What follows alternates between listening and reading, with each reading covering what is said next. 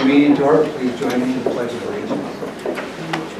Pledge allegiance to the flag of the United States of America and to the republic for which it stands, one nation, under God, indivisible, with liberty and justice for all.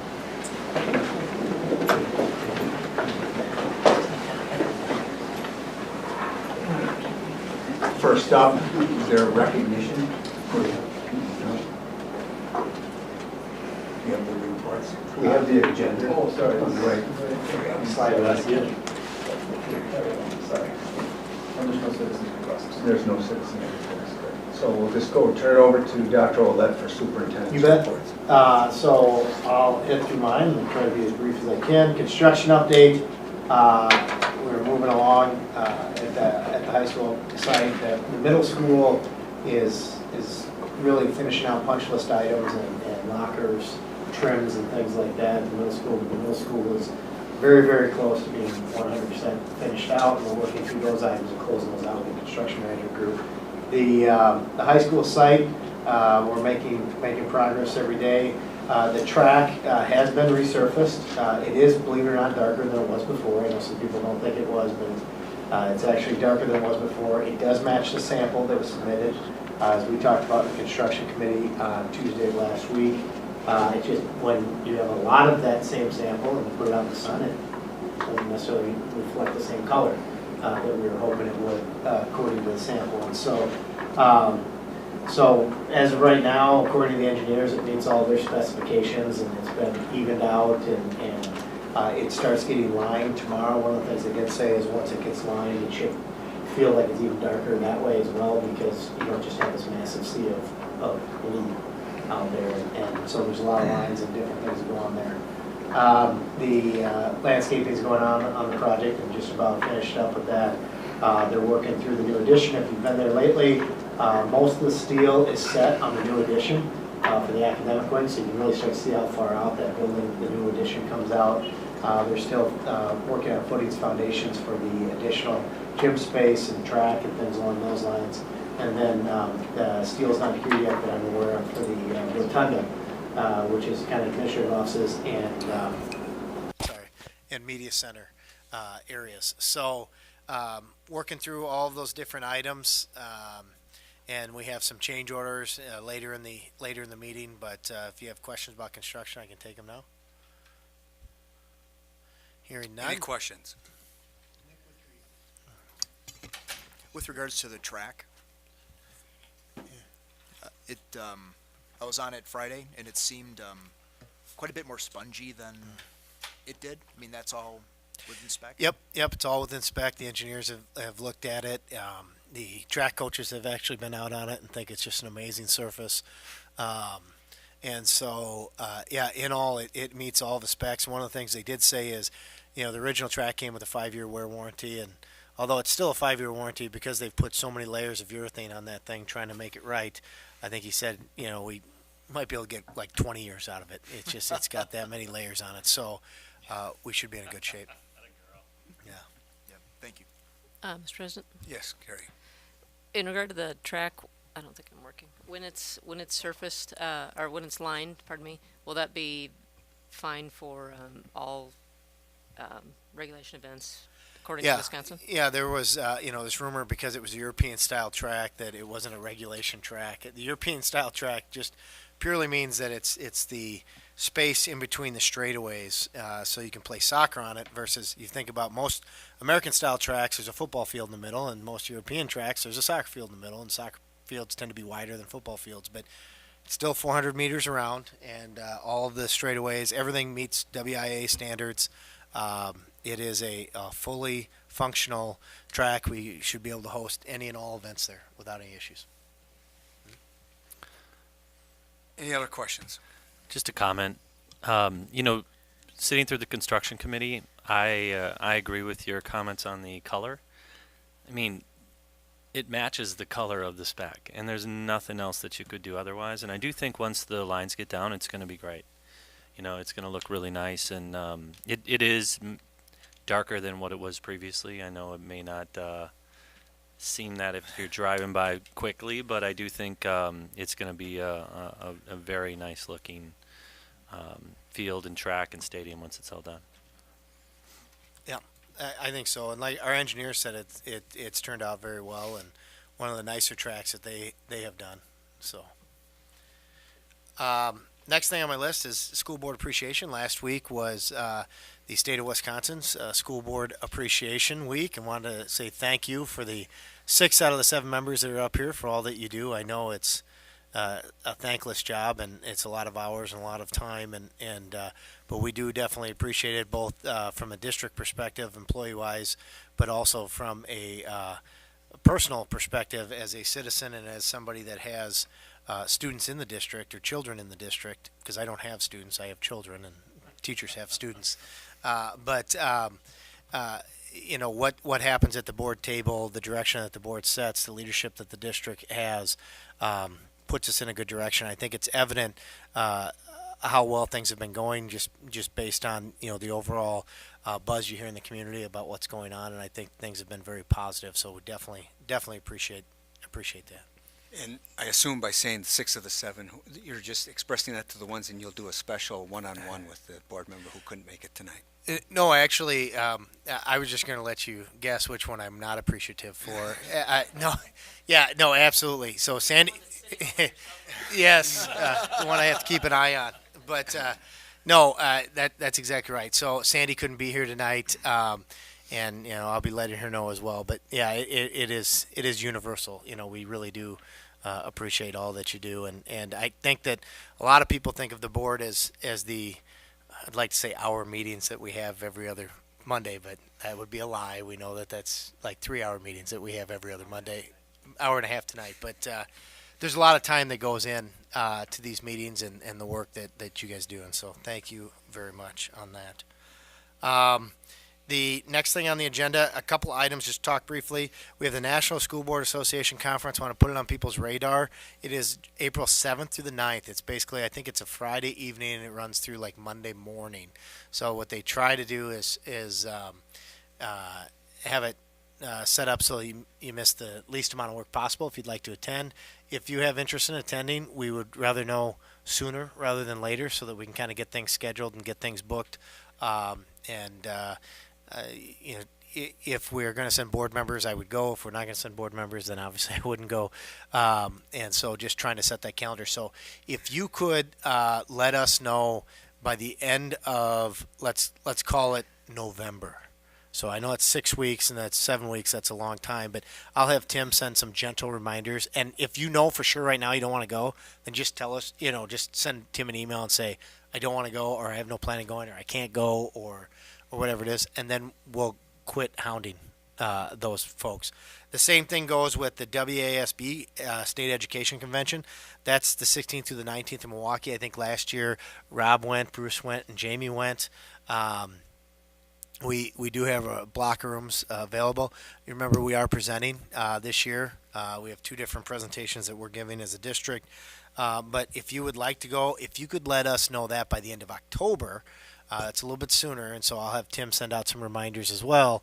That way, what happens is if we don't need all those rooms, we can release them then to other districts that might need additional rooms and things like that, so that we're not, you know, waiting until the end. But it is a very worthwhile convention. I think, you know, the other board members that have been, I think, would say that there's a lot of great breakout sessions and being able to talk to those board members. And then the WASB regional meeting, which is in Eau Claire, and that's in the evening. That's coming up in 2 weeks. I think 2 weeks from Wednesday, right?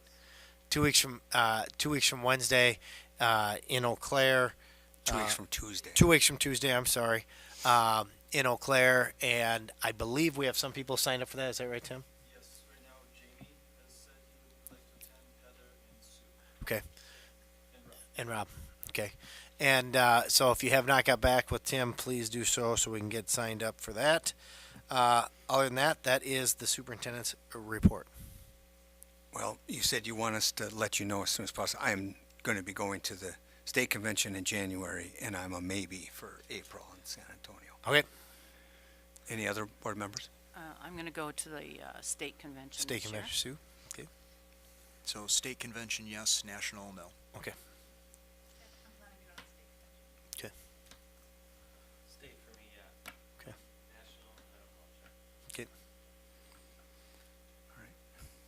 And regional meeting? Bruce, were you? Okay, all right. Very good. Any other questions about those? All right, moving on to reports. And I'll turn it over to Dr. Olet. You know who's given the reports for which area. Yep, so. I'll turn it over to Sandy. It's kind of Right. past the hot potato here. All right, thank you. We'll ask our guests to come up to the table, please. We have an exciting report. We're very pleased tonight to be able to share with you our German-American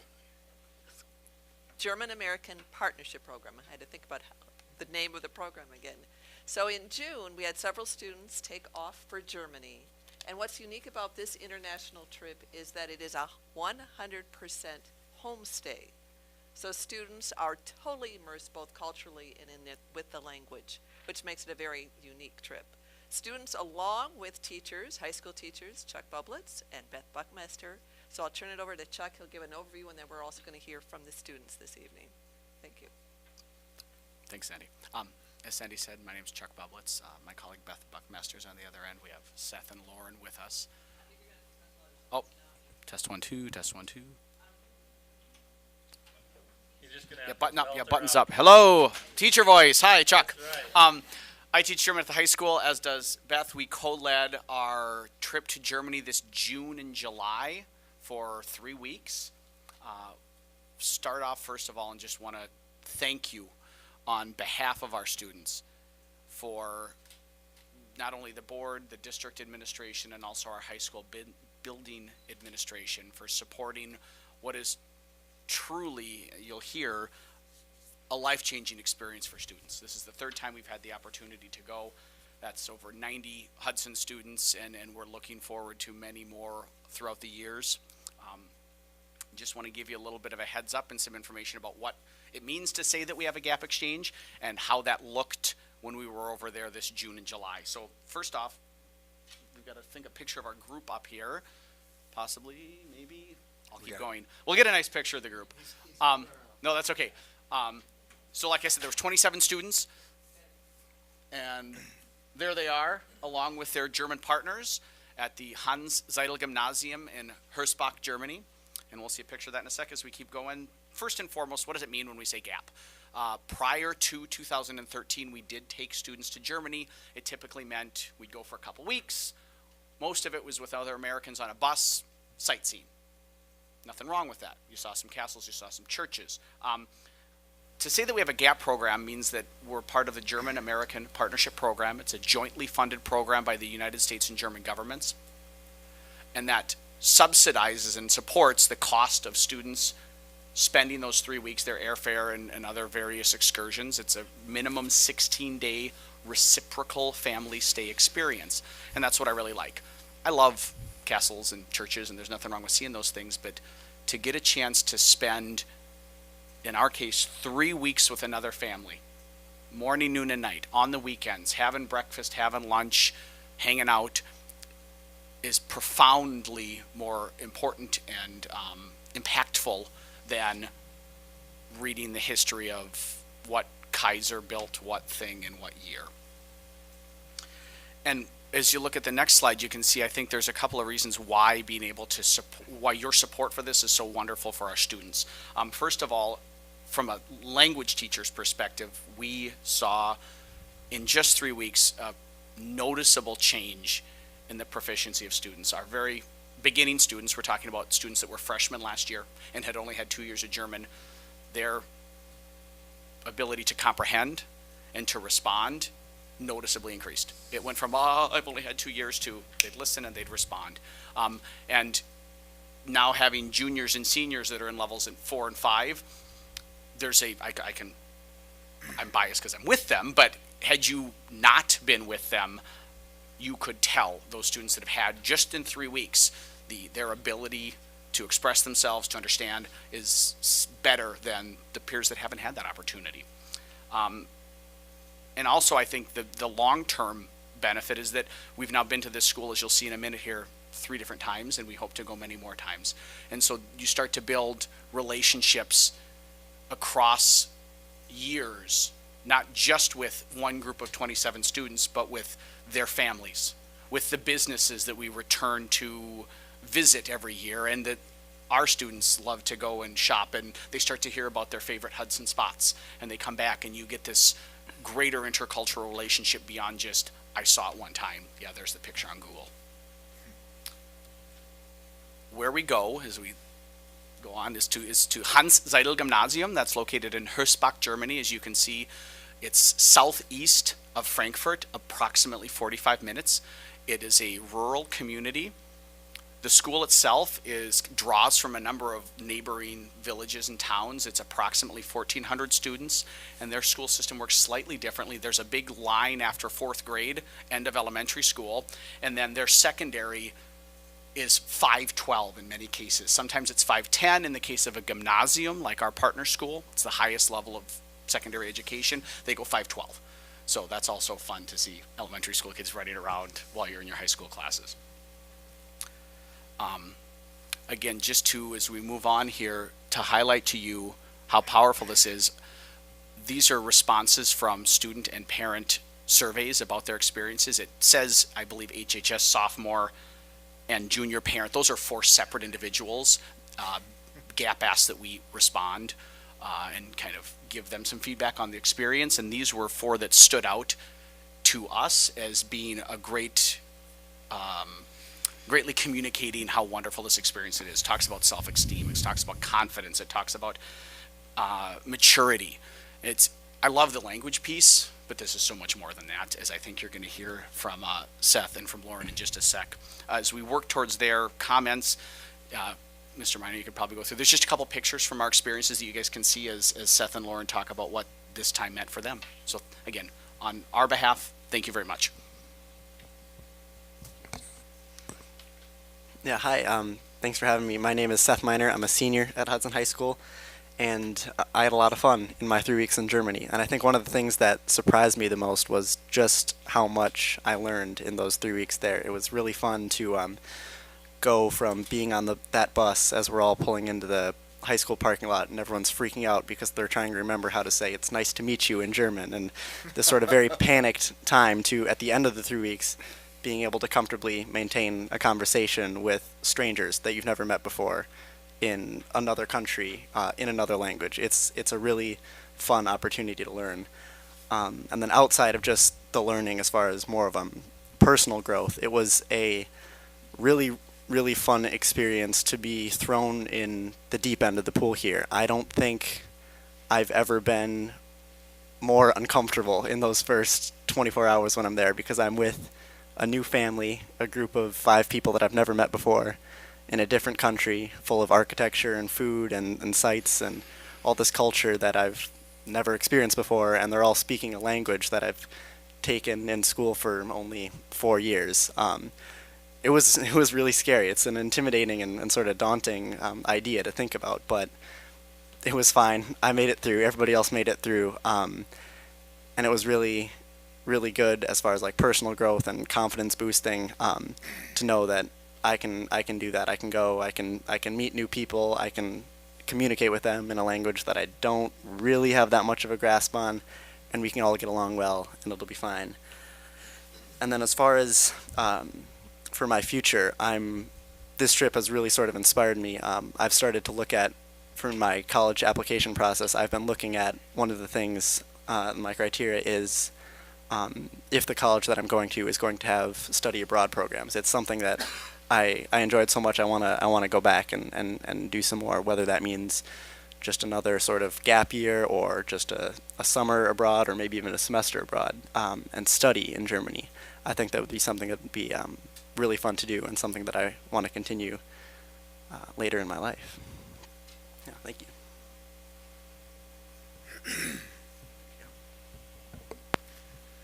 Alright, so I would like to start off by thanking you guys for letting me go and have this experience, because as they've already said, and it's kind of an understatement, but it really is life-changing. And for me, I think the most memorable part is that I wasn't there as a tourist. I was there with a family, going to school and experiencing the life that they live. And I was able to compare my life and how I thought everybody kind of just lived their life, and my daily routine with someone in a different country speaking a different language, and it was breathtaking to be able to see a whole new culture in a way that I was living there.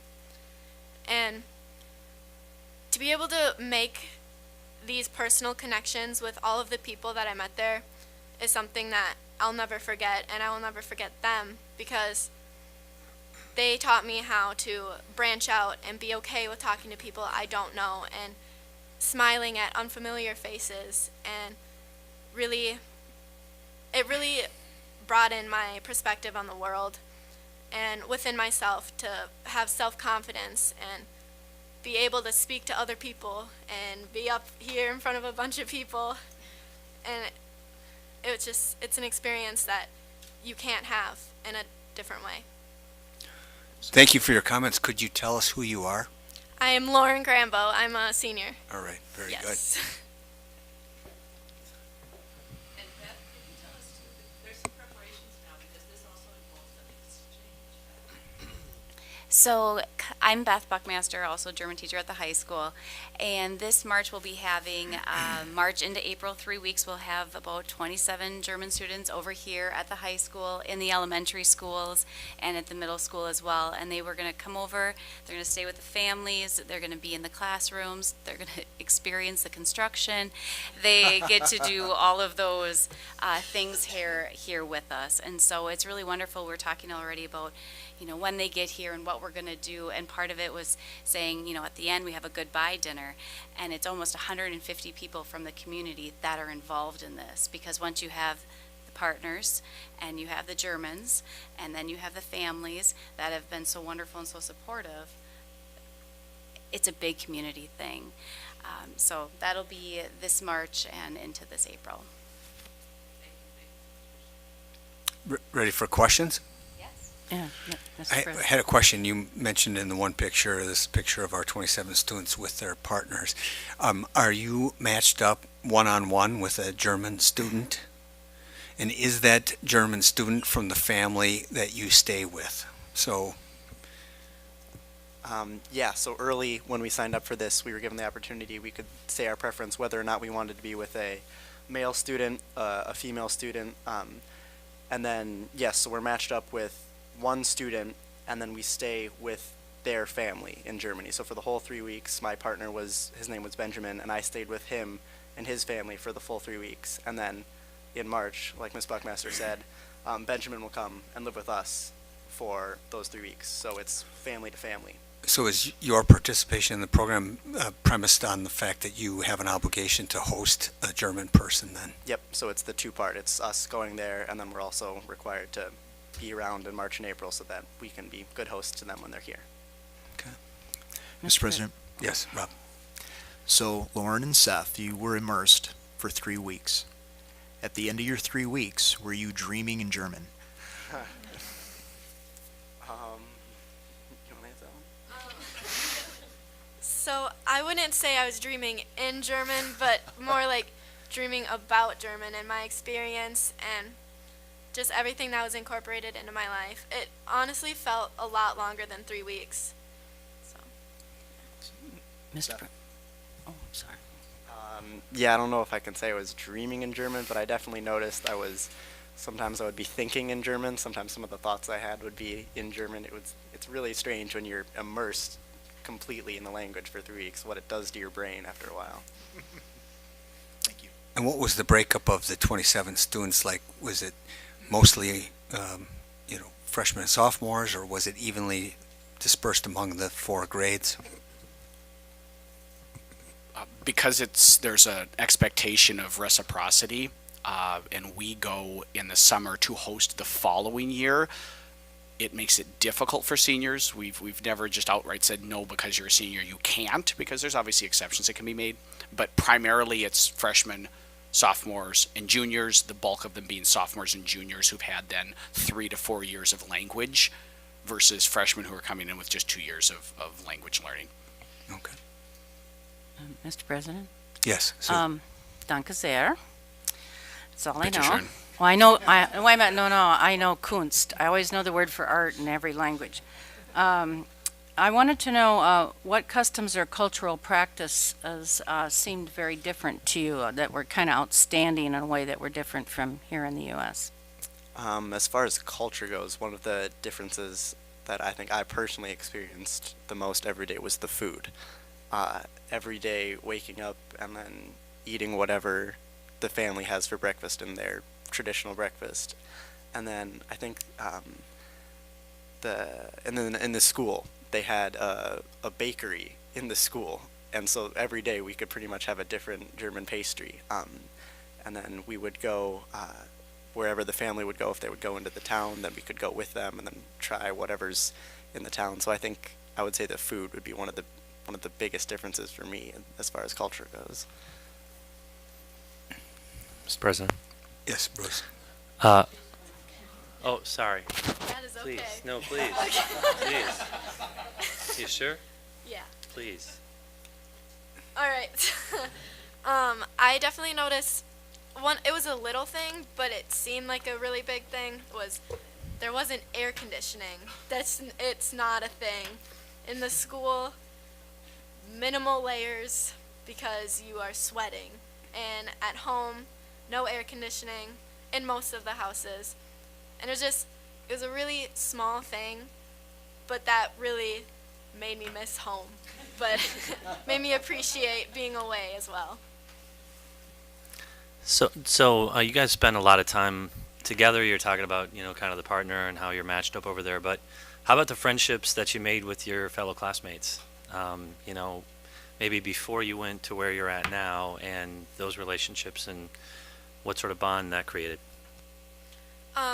I definitely noticed there were, I would say, about 50% of the people, of the Americans that went, I had never spoken a word to. And without this, I don't think I ever would have, because I don't see them in my classes. But now I've noticed I see them in the halls, I wave and say hi, and I made so many actual deep friendships and connections, not only with the Germans, but the Americans as well. Yeah, not only do we get a chance to get to know our partners really well, but because we spend so much time with our fellow Americans over there, and we're all in this shared experience of not really knowing what's going on in this foreign country, and we're all kind of nervous. It was really good to bring everyone together, and like Mr. Belblet says, there's freshmen and sophomores and juniors there, so not people that I would get to see on a regular school day, but now whenever I see them in the halls, it's always a friendly wave, so we're a much closer group of people now than we were before. And you had mentioned before that this is sponsored by the respective governments, school district itself. Is there any funding that goes into this? And then I assume that there is some cost on the individual student to participate. Yeah, so the breakdown is the students pay a percentage by qualifying for the gap, by meeting the 16-day minimum requirement, etc. We receive a stipend of, I believe it's something along the lines of $70 per student plus $700 or something per teacher that we receive to help offset that cost. And then the district cost, I think we also stayed with host families, so I spent the whole 3 weeks staying with 2 teachers from the school. And the only other, I think, district cost was that our meals were covered if on those rare occasions when we ate out. Like I said, I was kind of an exchange student as well in a way, so I had breakfast, lunch, and dinner with Peter and Bettina Vamser and all that. So on the occasions when we were out with the students and maybe stopped in at lunch or something, that was covered by the district then. Okay. So thanks, the food was fabulous. Seth was right. Yeah. That's great. Well, I get a sense that Seth's comment is probably going to be a typical one, that it makes students more likely to do cultural exchanges for longer periods of time once they get this 3-week exposure. You're talking about a semester abroad would be 16 weeks more likely, and as you know, my daughter went over for 46 weeks with 1 semester of crash course learning, and so it can be great for cultural understanding. I think that the co-hosting thing is a great way to follow up that experience as well. So you'll have that to look forward to this March. And that'll be over spring break. Is that when they're going to be here? No, it'll be right over the Easter holiday. They'll come tentatively about a week beforehand and then stay for then 2 weeks subsequently. Very good.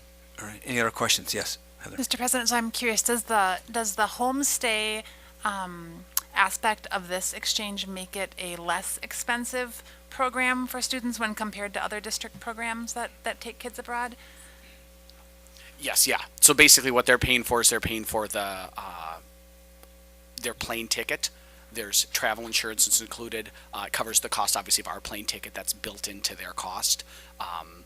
And that's it versus in previous trips that would have included hotel rooms for 7 to 10 days, bus travel, additional costs of entrance fees to various museums, eating out every meal. So there's, the trip cost and the sort of ancillary costs are less. All right. Any other comments? Otherwise, thank you very much for your report, and glad you had a good time. And just again, in closing, thank you very much. And in light of School Board Recognition Week, we do have German chocolate that I'll pass out that we brought back for you guys. Okay. So I'll let you guys distribute that as you'd like. So thank you guys again very much. Appreciate it. Gracias. Thank you.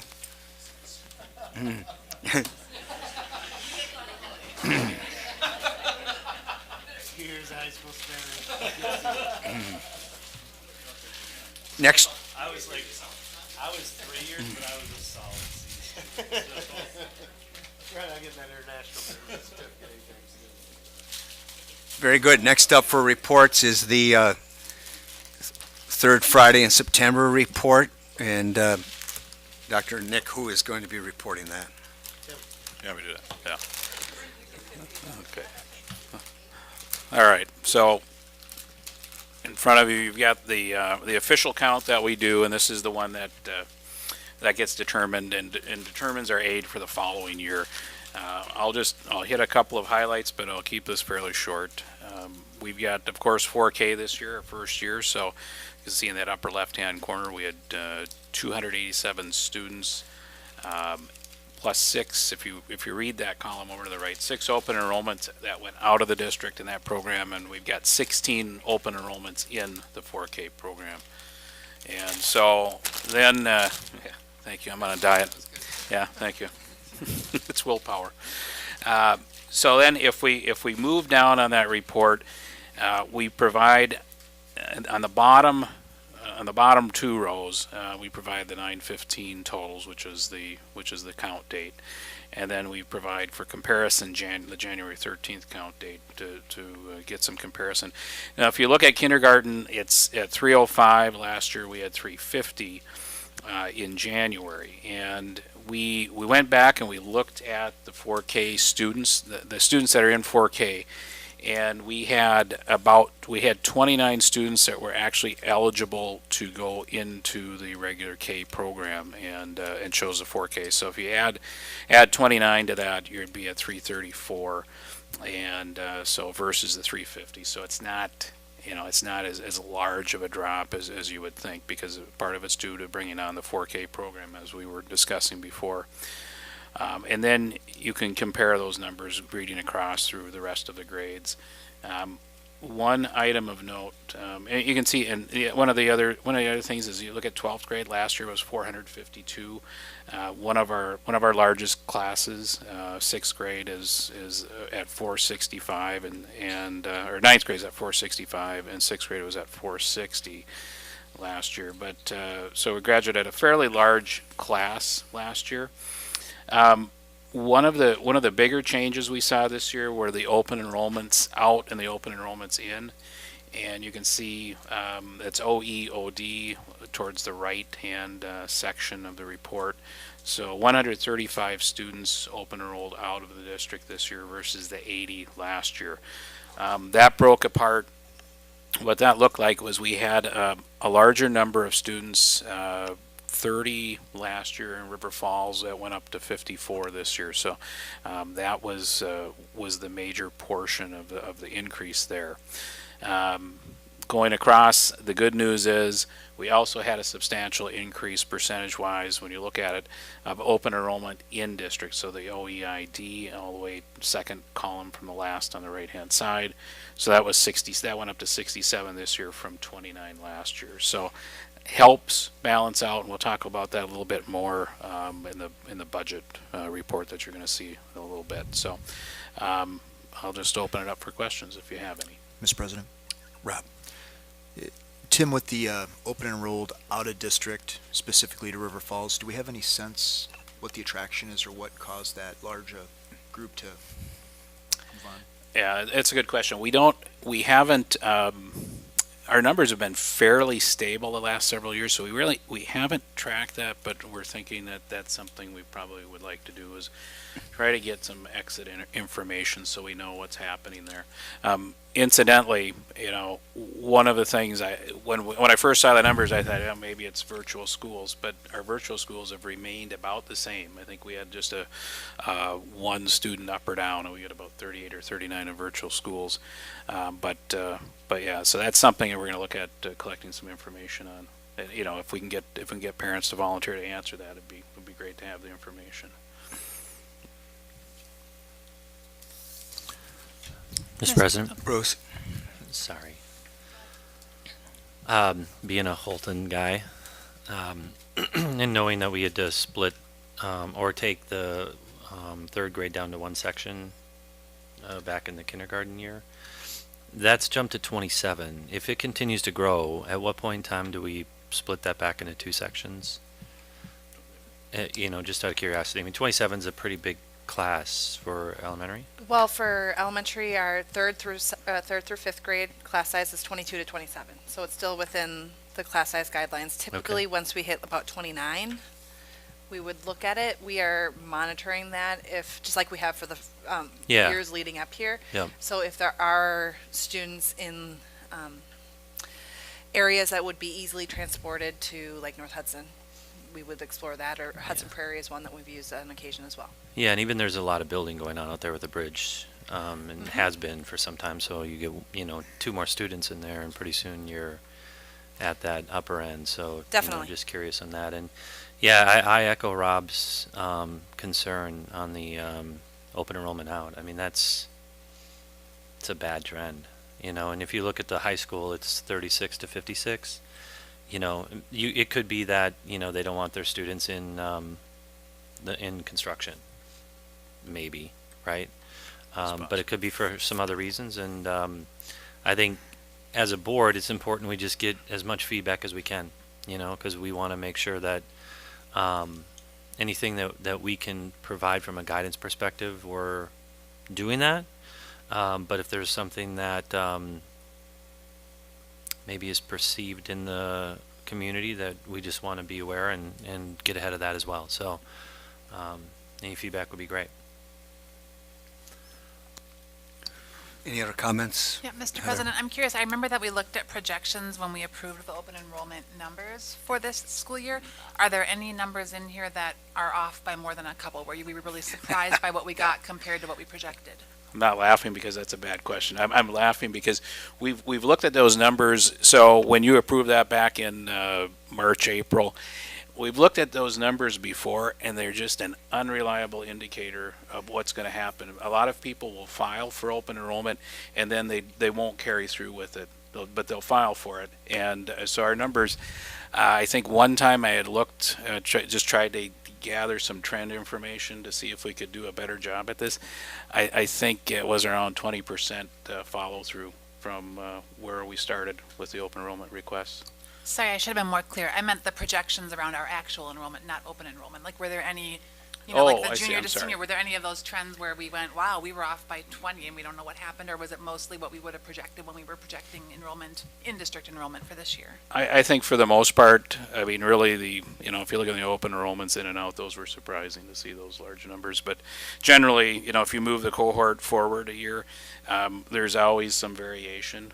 We had a little bit more when I'm looking at movement from 8th to 9th grade this year, 421 to 456. So that was a little surprising, but we follow up on those differences just to verify. And you could take a couple of larger families that move, and that'll certainly affect your numbers. When you mentioned the roll-up of the cohorts, then a gain of 35, is that low? Lower than what we usually get? Because I thought at 8th grade we're getting the Trinity and the St. Right, Pat's yep. 8th graders. So Yeah. should that be going up more than that? You know, I think when we look at, we've grown anywhere from, well, sometimes there's been some years in the past 6-7 years where we've gone down. We've had some slower growth, sometimes steady. 0.5% is probably, if I estimated, I don't know, Dave, what, any thoughts on that? Yeah, so that 8th to 9th grade bump was historically right around 40. So Okay. 35 is in the ballpark. Right. But then we lost, it looks like, well, 10 like sophomores and so and 7 freshmen into sophomore. Do we know, like, does that correspond with the 56 kids who open enrolled? We had an increase of 20 at the high school level of open enrollment, a 20 Right, yeah, we had student increase. We had 24 to River Falls. We didn't break down by grade, but we had groupings. So at the elementary level, if you look, and this isn't just River Falls, this is all schools, including virtual. We were up about, we went from 33 to 51. Middle school stayed relatively stable. We had 1 increase there, and then 9-12 we went from 45 to 56. So, and that is not exactly matching what I've got on my sheet, but so we might have to look at that number. But that's roughly the breakdown from elementary, middle, and high school. Right.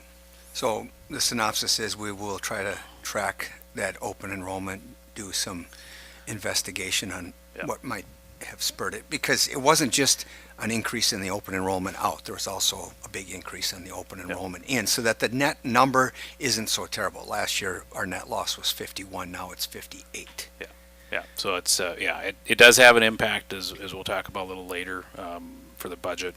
But again, we do want to know, if we can get parents to respond to that, we do want to know what the reason is for going out. So This third Friday in September number would reflect the open enrollment outs that from last February, then, correct? Those are going to be, of those that carry through, those that you approved that actually carry through with the open enrollment. Okay, very good. And same thing with the open enrollment in. I mean, it's the same time period. Right, yep. All right, very good. Any other questions? But we usually get that report in February when we're looking at approving the number for the next school year, which will be the 18-19 year. What's been the history of the number of applications and the number of people who actually carry through and all that stuff. Yeah, and I will say, just in closing, this is a point in time. These counts are a point in time, and it constantly changes. I mean, I can tell you, we've had changes. We've even had a few changes since this report was finalized last week. So, and then when we get to the January count, you'll see those numbers change again. Very good. All right. Anything else? Otherwise, we'll move on to the next report, which is SMART goals. Assume that this is Dave? It is, yes. Thank you very much. And I'll invite members of our principal team up to the table. And as they're coming up, just a few comments before I pass it over to them. First and foremost, we're very proud of the work that our team has put together. Our principals put a lot of energy into this. They work very closely with the teaching and learning team of the instructional coaches and the curriculum specialists. And I think you're going to see a lot of great work that will guide many of our efforts this year. And to that point, the SMART goal process really does guide a lot of our professional development and some curricular initiatives as well. You'll be hearing about that tonight. There's a quote there at the end of that overview. I said, we must begin where we are and move forward immediately by starting small and capitalizing on what's at hand. And that's Mike Schmoker is the author of the book that came from, and he's guiding a lot of the professional development as well. People are reading some of his work, and what it's all about is focusing on what you're able to do and having and finding the greatest opportunity for leverage, as opposed to making an overly complicated process. And you're going to see that one of the things that was built into this process this year was a simplification of the process, so it wasn't quite as cumbersome and it was easier to use as a guide. I want to talk through a couple key components real quickly. You're going to hear these words of the presentation. I wanted to make sure everyone had an understanding of what we're talking about. You're going to hear PLCs, that stands for Professional Learning Communities. This term means two things. One, it means the group of teachers that work together, look at data to make the decisions to guide their instruction, but it also means the process. So sometimes you'll hear about the PLC process. Those will be used interchangeably. One thing that you'll also notice throughout the presentation is a more concerted effort to link to our state accountability measures as opposed to creating other measures. You'll see created measures as well to balance it, but we wanted to make sure we had a strong link to our state accountability measures. For kindergarten through 8th grade, that would be forward. For the high school, would be the ACT suite of assessments. The indicators, you'll hear a lot about the indicators. That's just a way to take this large goal, break it down into subcomponents. You'll hear about that at each level. And then you're going to hear about some targets, which would be those smaller annual goals that we're aiming for. It's not an exhaustive list. There's more targets than you'll see today. Try to put together a representative sample that will help you understand what it is we're doing. And then finally, want to point out that you're going to hear goals that are related to achievement. That is, you set the bar and you're trying to get kids to reach that bar. Growth, that is, you have kids all over the place and you're trying to have them all grow toward that end. And then finally, closing the gap, which is also a growth goal, but it's specific to subgroups that may be underperforming. You're going to hear all of those in the presentation tonight. And with that, I'm going to hand it over to Kim. So our elementary school focus is going to be on reading, with our work focusing on furthering the alignment, like Dave was saying, between our internal assessments and our external assessment measures. Each school reviewed their historic building level data this fall to develop their targets that supported the individual building specific needs. The indicators that the elementaries are using to determine proficiency in reading focus on comprehension, effectively communicating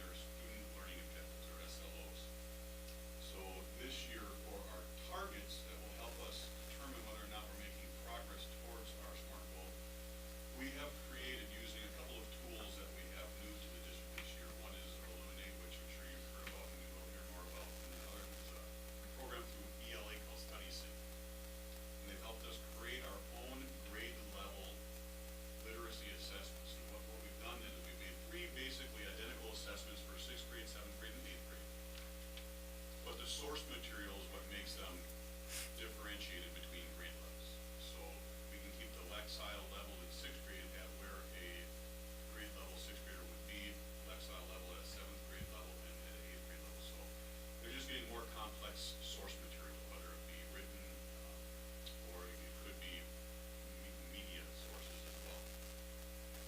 So we just gave our first assessment to collect our baseline. Our goal for that is 100% of students will demonstrate growth this year, throughout the year, on that baseline, on that common literacy assessment throughout the school year. We did set our goal for teachers who are going to meet their SLO at 100%, looking at improving on that 98% from last year. And then we want 100% of our students to demonstrate growth on our MAP assessment, or our measure of academic progress. You guys might refer to as NWEA. And then we have some of our action plan. Really, what we've had is we've had a collaborative group of folks really working together to create a way to support growth outside of the English language arts classroom for our students to participate in literacy. And that looks different in different areas. It looks different in math and in tech ed and in health class. But we also want to make sure that we have some guarantees in our curriculum as far as students are going to read, students are going to write, students are going to critically think every day. So the action plan kind of works through not only some of those specific points, but also how we're going to help work to develop our entire building on making sure that we fulfill those things. So that's kind of what we have at the middle school. Any questions? Mr. President. You said the incoming class is a high achieving, high performing. Higher.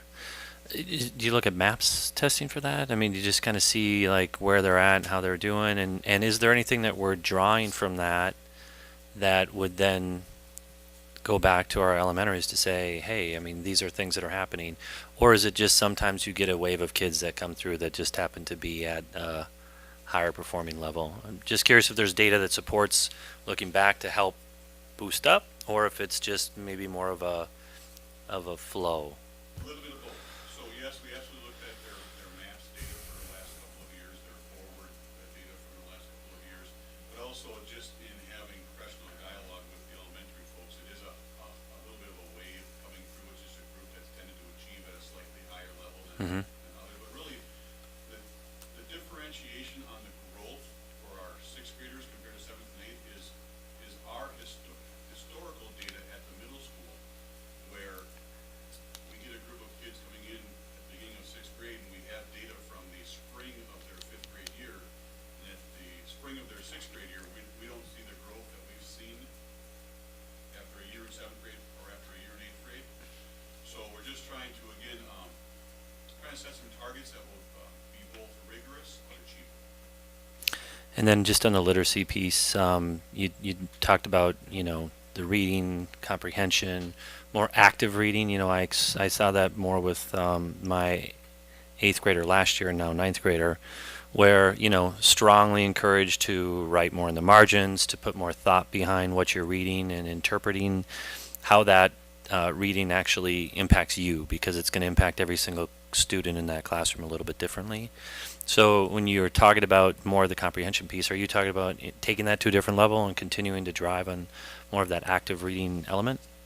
Well, yeah, absolutely. Close reading is a strategy we'll definitely use and incorporate in multiple disciplines. But really, when we talk about reading at a deeper level, it's really kind of a combination. Reading and writing are so intertwined. Mm-hmm. And so what we're really wanting and asking our students to do is to be able to not just read and comprehend a source, but look up multiple sources and be able to do some deeper analysis, whether it be synthesizing information from the two or doing some type of persuasive argument for one or the other. But then more than just talking at their audience, but drawing from those source materials to support their argument. And so it's really all about the complexity. When you take a look at the blueprint for the forward, which is our accountability assessment, in the ELA portion, there are no questions at the depth of knowledge level 1. Everything is at a little bit deeper depth of knowledge. So we're kind of taking what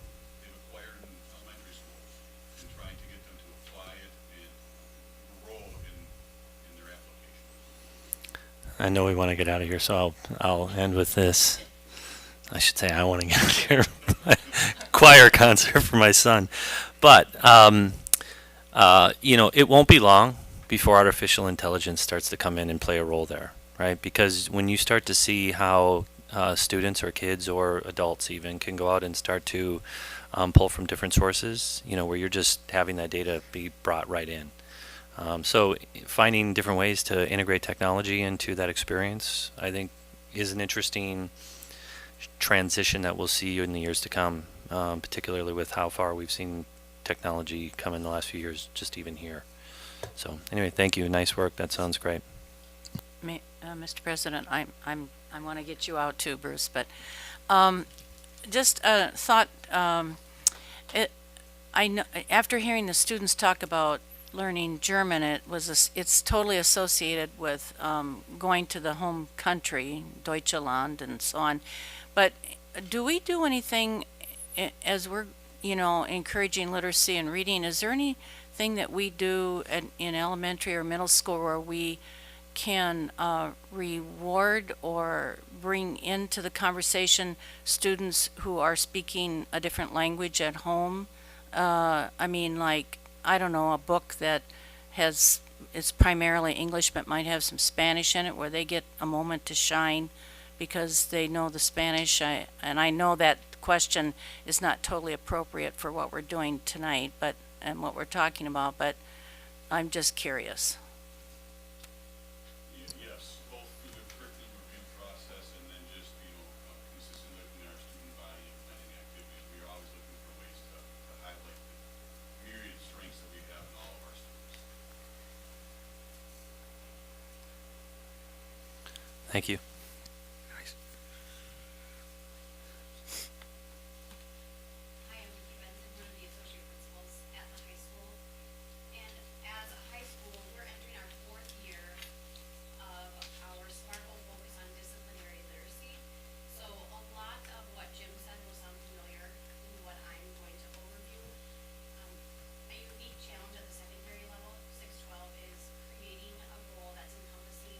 Meaningful and relevant for all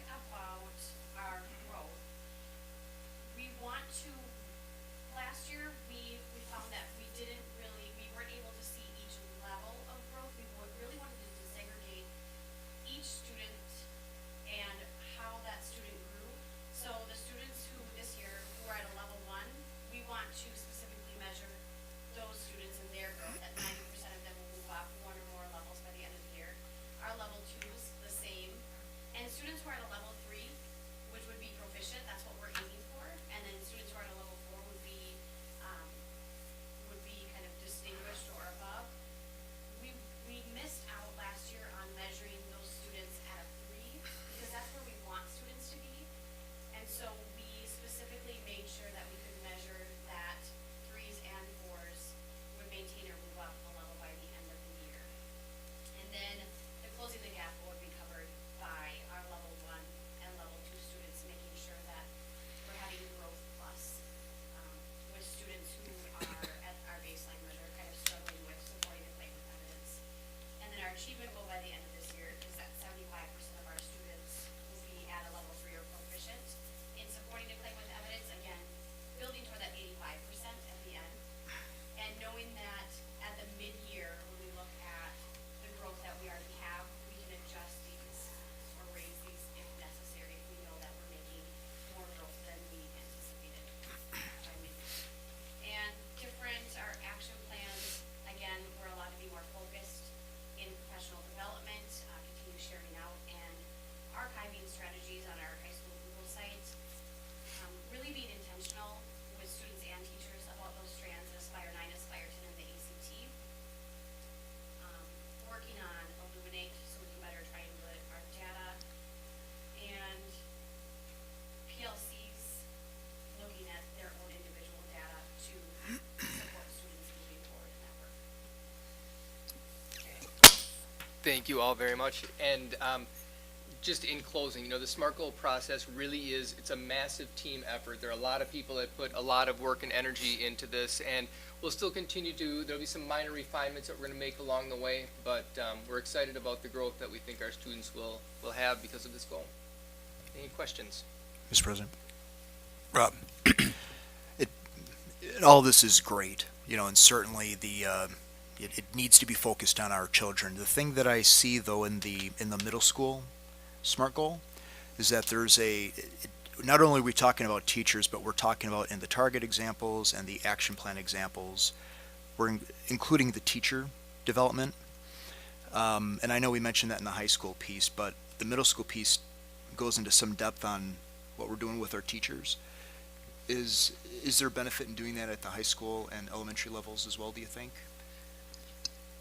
Absolutely there is, and honestly I think if we got into the complete tree you would see that more. As I said, because the SMART goal guides the professional development, none of this happens without great teachers. The SMART goal by itself, that's it. So it is there, but absolutely I think spelling that out a little bit more would make some sense, just to highlight it so people can see that that is where the rubber hits the road. Sure. Yeah, I think one of the caveats on the first page was that the targets were examples, don't represent an exhaustive list, and the middle school one happened to just draw more on the teacher's part of it. But I have to concur with Rob that I like to see the growth in both students and teachers, but and we see definitely setting the bar higher than what we've had in the past. That's also, I think, it makes it a good SMART goal. We don't want to just set it where we've been able to attain it in the past.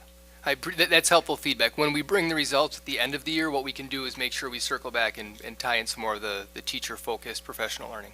All right. Any other Mr. questions? President, Yes, quick question. Heather. I'm curious about the extent to which high school students know that this is a focus. I'm thinking of my 9th grader, and if practical application at home I were to say, so can you support that claim with evidence, Jack? Like, would he right away know, like, that I'm on to him? I mean, so is that same for, like, the students know that that's a, because it's a pretty specific focus. Is there an awareness with students too that that's something you're working on?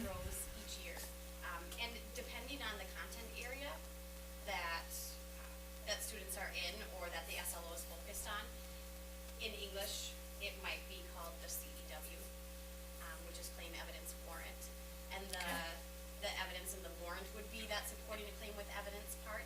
I know in our social studies content area, they focus on DBQs, like document-based questions. And so again, it depends on the content area, but the skill's the same. Yep.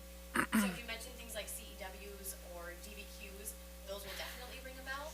But if you say supporting a claim with evidence, that's, again, it's a common skill that, again, we picked intentionally because every teacher can support kids in growth toward that goal. And it's not only a skill in each each class, but a very important life skill to be able to support Yep. what you're saying with actual, with strong evidence. And so I think if you go home and talk about supporting the claim with evidence, it will ring some bells. Good. And if the bell's not super loud right now, it will be at the end of the year.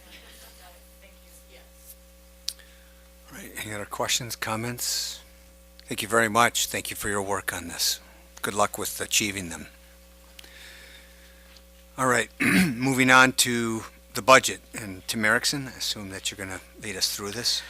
Yeah, and knowing that we're under a little bit of a time constraint, I'm going to be pretty brief on this. That and the fact that we've seen the proposed budget 6 times already. You've seen it, and we've got a few changes to the budget, so I do want to point that out.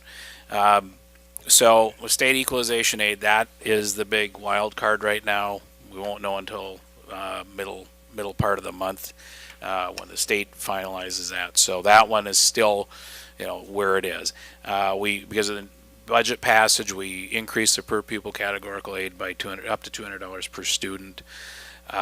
We also estimated, when we looked at the state budget again and what was being allocated for a 4K startup grant and trying to clarify that with the state, we have increased that from, we had $190,000 in the budget, trying to be pretty conservative because we had a little trouble getting really a clear answer from the state. The person was new, so we got bumped over to somebody a little more information. We've increased that to $350,000. So those are good news. The fourth bullet point, so looking at those official counts, as we talked about the open enrollment in and out, it does create a little bit larger deficit. So we're estimating it's about $140,000 over last year's budget. So we have adjusted for that. Some staffing costs. We really had to move a special education teacher position, which was budgeted at a 0.5 to a 1.0. We also did a proration for the in-house bus routing position. The total projected levy, of course, for debt service is unchanged. You had the authority to go up to the 10 million, but you went up to the 9.5. Mill rate in this case, building in these different changes, has gone up 5 cents from what you saw in the annual meeting. So it's about a $10 increase on a $200,000 home. We had 6% increase in property values. That hasn't changed, and the other under levy is about 8.4. Now that's down a little bit because to accommodate the different changes, we did build in another $200,000 on the levy. So that's where it stands at this point. And again, the linchpin in this whole thing is really what happens with that equalization aid, the big number that comes in this month. So that's pretty much, those other pieces remain the same. We build some dollars in for transportation software, but that catches the major pieces of the budget. So there were a fair number of ups and downs in the revenue and the expenditures. So that's where we stand at this point, going into October 23rd for the approval of the budget. What I'm seeing with the different good news, bad news that you're talking about, it looks like the increase in the 4K startup grant will be offset by the larger open enrollment out and the increase in the halftime FTE to 1.0. That between those two things, or those three things, they pretty much cancel each other out. Right, and yeah, then we had one other one here is just the bus routing software. That was also an addition. So, when you look at bottom line, change is $200,000 additional on the levy. You can look, and if you look, before we had a deficit of about just under 1.2, and we're at 943,000 now. Now, of course, about 850. We should be at about an 850 deficit total. If you say, we're saying there's going to be no real estate, no property tax impact for the 4K program, so we should be at about 850. We're a little bit higher than that. If you are looking at something where you say, let's put the deficit up to 1.2, we can make that change. I think the only caveat there is that because this is a year where, you know, we're within a year from opening the new high school, and try as we can. We try to get everything in. We know we might be a little bit light on furniture, fixtures, and equipment. There may be other things that come up, and everybody's thinking about those things. But I can guarantee you, even though we've got a lot of heads together, there may be things that come up in the budget, and it would be good to have a little bit of room. So that's where we are. Okay. Any questions? Mr. President? Terry. Tim, you said bus routing software. We're going to have to purchase the software. Well, at this point, we've built that in to the budget. Yes, so we're looking at it. Whether that's in the final, we have to discuss that. Okay, thank you. That's part of us taking over the routing. If we decide, we'll take that routing over, run dual systems to the end of the year, and then take that routing over. There is an offsetting cost for the reduction in the contract to some extent, because we have that built into the contract, so we actually get a reduction from Safeway. It just doesn't cover the entire cost. And then the other thing with the bus routing software that we're looking at, the software itself is actually only about $5,000 a year. But one of the things that we are looking at is all the buses will have real-time data. And so that's one of the conversations that will be in with Safeway, and that conversation of all of the transportation. Parents will be able to track buses in real time, get updates to their phones and things like that, know exactly where their kids are, buses are, and things along those lines. So there's some hardware up front. I think it comes to close to like $95,000 up front. Yep. And then after that, it's an annual operating expense of about $20,000, of which $5,000 is about the software, and the other about $15,000, $16,000 has to do with the data plan in order to maintain that real-time data and do that with our transportation. So after that first year initial cost, it won't be as high of a it should drop. Yeah, it should drop to that 20,000, like Nick's saying, after the first year. Mr. President. Rob. Quick question for Nick, based on what you just said, not really relevant to the budget, I think, but the hardware then will Safeway pick that up? That's what we need to get into a conversation with them about with the cost. It's part of the reason why we want to do the hardware and the technology piece is because as they sat here and talked to you guys in the last couple meetings, it's the expectations are just too much to put on drivers to be able to know who's on the bus and all these different things. And so there is a technology solution to those things. And we've looked at it with Traverse, I think is the actual name of the program. And so now we need to talk with them as to, if the district is shouldering this burden, to what expense are we doing that? But that'll be an ongoing discussion. Not really a budget breaker in the whole scheme of things. And I think, as Tim would highlighted on here, the mill rate changed a little bit, and the big difference was, we had some expenses. We had revenues that came in that helped our 4K funding that we were planning on running more of a deficit, and we had some expenses that have come up, especially in the areas of open enrollment. And we've talked about that several times, why open enrollment is something that we have to constantly be looking at, because if we have the mentality of not allowing kids in, but you can't keep kids from leaving, it can create quite a deficit, as we're seeing with our open enrollment. And so when he says it's $140,000, $143,000 deficit, that's not the whole deficit. That's just the increase That's just, in the deficit. Just the increase over last year. Of open enrollment. That's an increase in the deficit. So that's an additional expense for us as we work through that.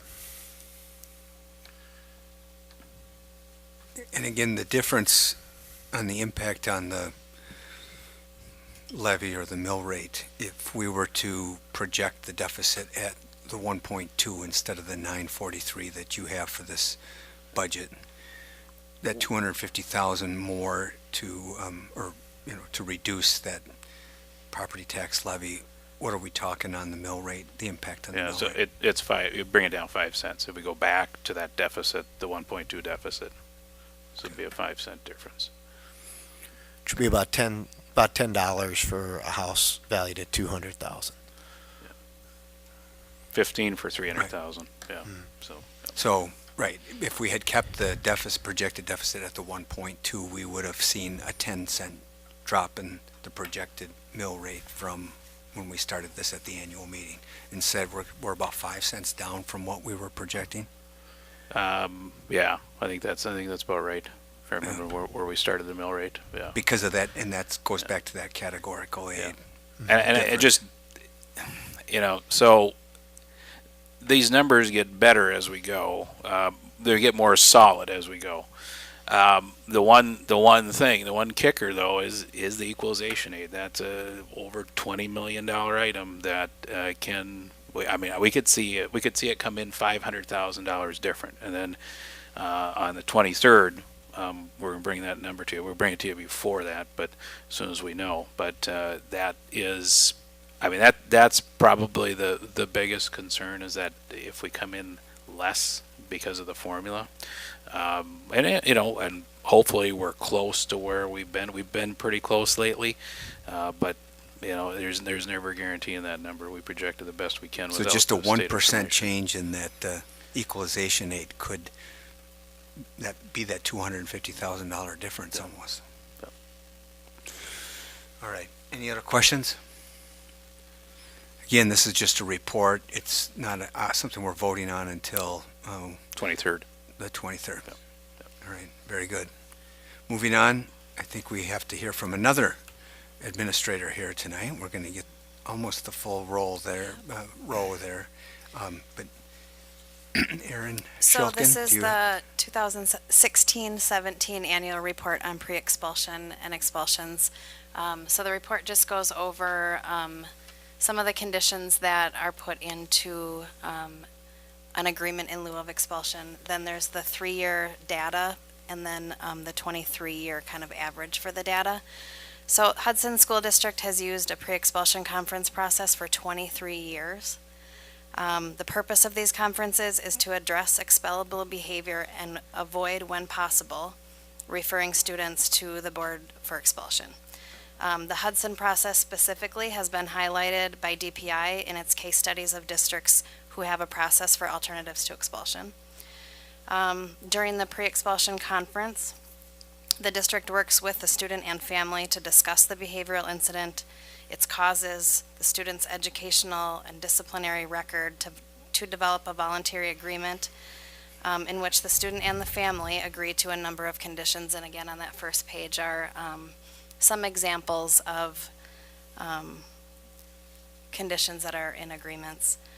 The conditions themselves serve to prevent future behavioral incidents and set the student up for success.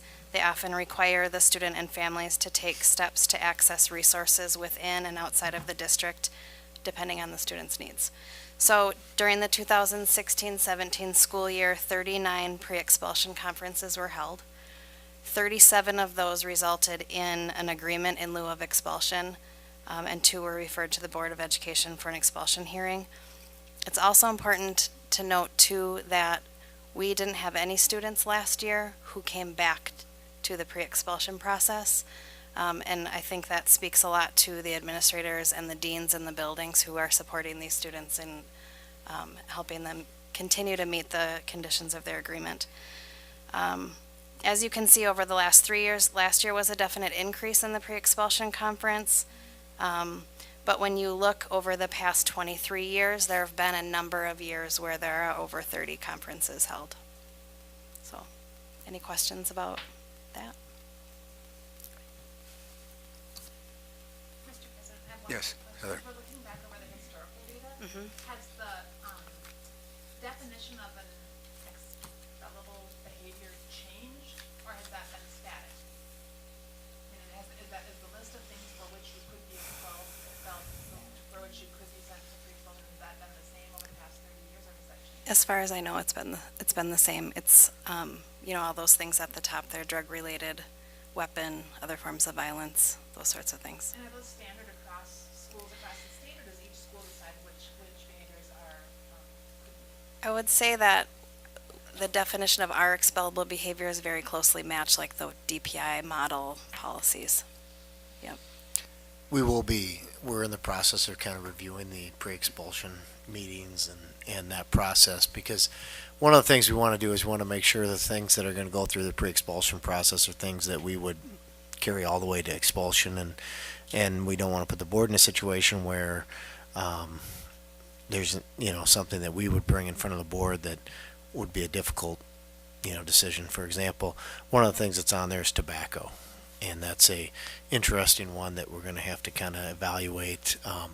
But I would say, depending on the different school districts and the different types of offenses and the frequency of offenses, starts to kind of guide what that process looks like. It's been a great process for us in Hudson. This is something that's somewhat new to me, coming here in the last couple of years. But I think it's gotten the results we've wanted to get out of it. It's been a very positive process. I guess I had one question, and I know that we have a new middle school principal, and he's in the audience and just presented, but the change over the last 2 years from 2014-15 to 2016-17, just in terms of percentage, obviously for the school year 3 years ago, 14-15, we had 0 middle school pre-expulsion conferences, which would be substantially low compared to the historical average of 19. But now, last year, we were up to 34%, which is almost double what the historical average has been. So do we see that as, sometimes there's groups of these conduct because they can be related? That was the case last year. There was I think a group of 5 students who came through the pre-ex process, so it was the same behavioral incident. Okay. I think that's often the case when there are big bubbles like that. All right. And then the other one that's again higher than historical average is the students with disabilities, up to 41% of those 39, whereas historically it's been at 29%. And again, was that any kind of grouping there, or is it's got to be, just happens to be the groups of students? I know we have some that have, we have some years where there's more in the system than others, but. It's something that it's definitely worth having conversations with our teachers, with our special education teachers about, if we have students who we notice are having behavioral problems, that should we be addressing them more often through the IEP process. So those are conversations that our teams are having. Right. All right, very good. Any other questions? Thank you for the report. And we're not doing a separate question answer on this expulsion history, the 24. That was just an extra graphic for reference for board members. Now moving on to topics for action then. Mr. President? Yes. I move approval of the consent items and that the Director of Financial Services be authorized to pay bills in the amount of $7,519,312.86. Second.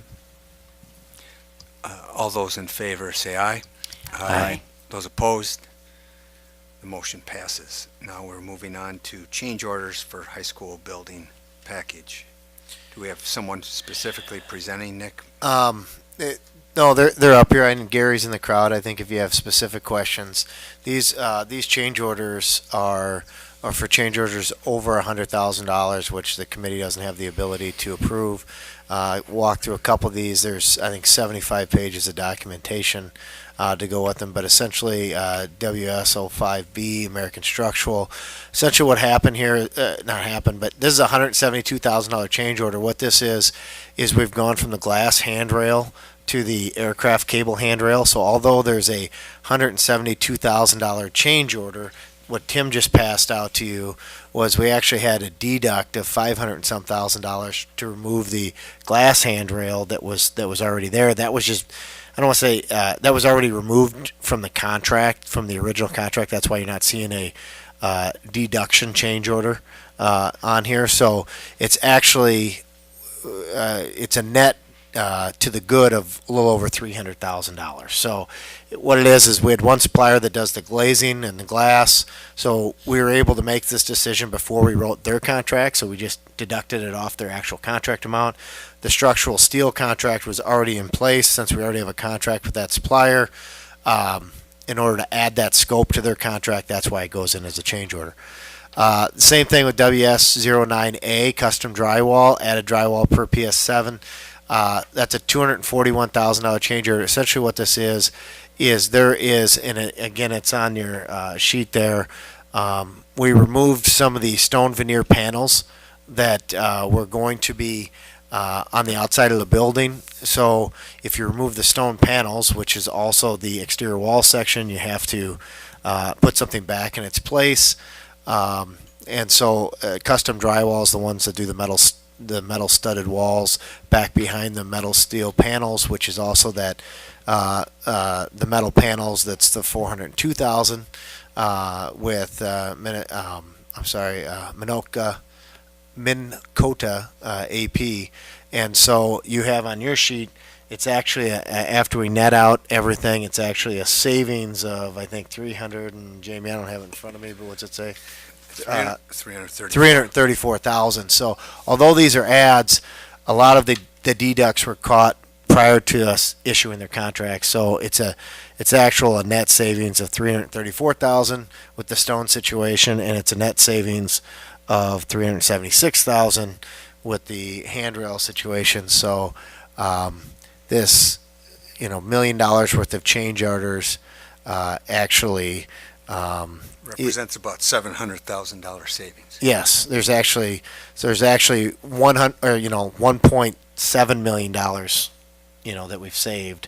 So it's a net of about a $700,000 savings. And the Bison stone is what we had discussed in our last meeting. Yep, the Bison stone is what we discussed in the last meeting. That would be the stone panels down below the track surface and along the main entrance area.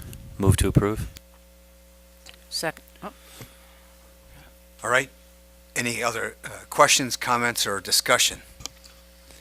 Hearing none, all those in favor of the motion say aye. Aye. Aye. Those opposed, motion passes.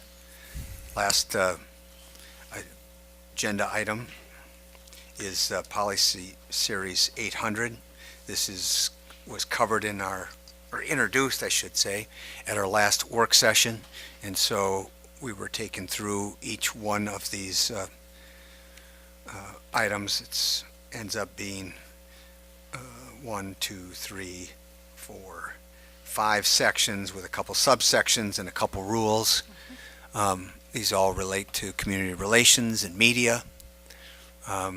Tracy and Andrea both answered questions of the board at that time, but because of the way that we are now revamping all of the board policies and going through, this is the time in which we're doing the first reading.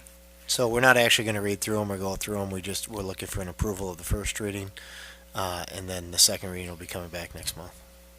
Move to approve. Mr. President, I'll second, and then I have a comment too. All right, it's been moved and seconded to approve the first reading. Sue, you can make your comment. All right.